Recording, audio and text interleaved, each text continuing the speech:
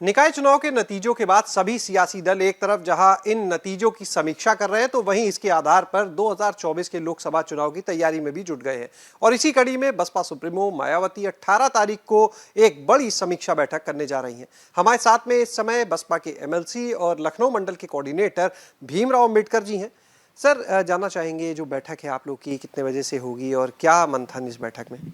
कल हमारे नेता बहुजन समाज पार्टी की राष्ट्रीय अध्यक्ष परम सम्मानीय बहन कुमारी मायावती जी ने पूरे उत्तर प्रदेश के सभी हमारे जो मंडल के प्रभारी हैं, जिलाध्यक्ष हैं, सभी को कल 18 मई को 10 बजे सुबह बैठक में बुलाया है। और जो ये नगर निकाय के चुनाव हुए हैं, इस पर माननीय बहन कुमारी मायावती जी की जो समीक्षा है, पूरे प्रदेश में बहुजन समाज पार्टी का जो प्रदर्शन है, उसके आधार पर आगे जो 2024 का लोकसभा का जो चुनाव है, उसके बारे में माननीय बहन जी हम सभी लोगों को निर्देश देंगी, जिसके आधार पर बहुजन समाज पार्टी को पूरे ज़िले और विधानसभा और सेक्टर और बूथ तक मजबूत करने के लिए जो निर्देश मिलेंगे, हम लोग उसी के आधार पर काम करेंगे। सर, मायावती जी ने एक ट्वीट भी किया है और उसमें उन्होंने सरकारी मशीनरी का दुरुपयोग करने और इस तरह से तमाम गंभीर आरोप भी सरकार के ऊपर लगाए हुए हैं। माननीय बहन कुमारी मायावती जी ने जो बारीकी से जो समीक्षा की है, उसमें काफ़ी तथ्य सामने आए। हम लोगों ने भी देखा है कि जहां बैलेट से चुनाव हुआ है, वहां भारतीय जनता पार्टी तीसरे चौथे नंबर तक गई है।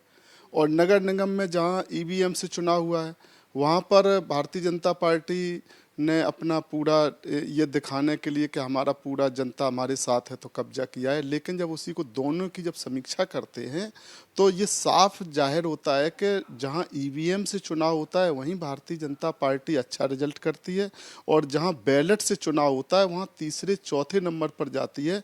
और बहुजन समाज पार्टी ने नगर निगम के चुनाव में भी और नगर पालिका नगर पंचायत के चुनाव में भी अच्छा प्रदर्शन किया है, और उसमें जनता बड़े पैमाने पर बहुजन समाज पार्टी के साथ है। माननीय बहन कुमारी मायावती जी की जो सर्वजन हिताय सर्वजन सुखाय की नीति है, उससे प्रभावित होकर जनता ने बड़े पैमाने पर बहुजन समाज पार्टी को वोट किया है।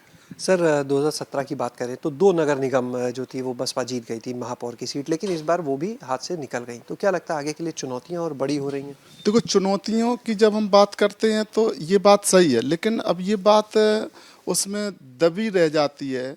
अगर हम ईवीएम के बारे में सीधा बोलते हैं तो भारतीय जनता पार्टी, और इस बार तो एक चीज़ और जो देखी गई है और इसको स्वीकार भी किया है, लखनऊ में जो वोटर लिस्ट थी, उसको बड़े पैमाने पर वोटर लिस्ट में खामियां थीं, जिसको जिला प्रशासन ने और उत्तर प्रदेश के जो मुख्य निर्वाचन अधिकारी हैं, उन्होंने भी स्वीकार किया। उसके जांच के लिए कमेटी बनाई और जांच के बाद ये इस निष्कर्ष पर पहुंचे कि आगे जितने भी नगर निकाय के चुनाव होंगे, वो लोकसभा और विधानसभा की एक लिस्ट पर भी होंगे। इसका मतलब जब प्रशासन स्वीकार कर रहा है कि वोटर लिस्ट में खामियाँ थीं, तो इसका सीधा सीधा असर पड़ता है चुनाव के ऊपर।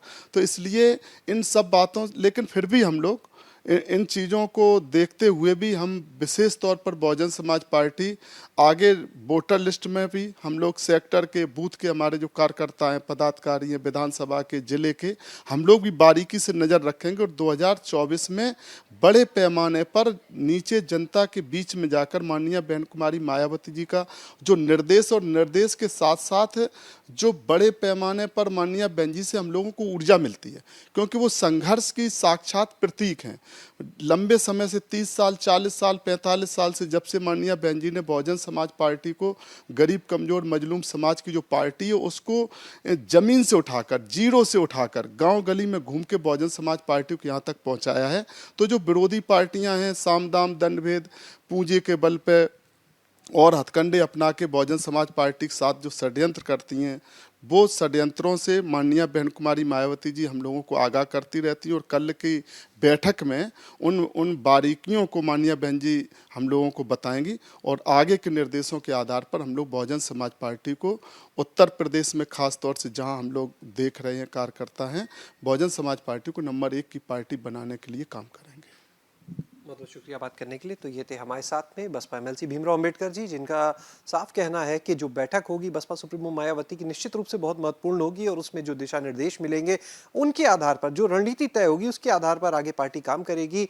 और जहां तक बात की जाए निकाय चुनाव की, तो उनका कहना है कि पार्टी का प्रदर्शन अच्छा रहा, लेकिन कहीं ना कहीं ईवीएम पर आरोप भी है, ईवीएम को लेकर सरकार पर आरोप भी है। और उनका ये कहना है कि आगे की रणनीति से 2024 में बसपा एक अच्छा प्रदर्शन करके दिखाएगी। कैमरा सहयोगी राजू के साथ शैलेश अरोरा, एबीपी गंगा, लखनऊ।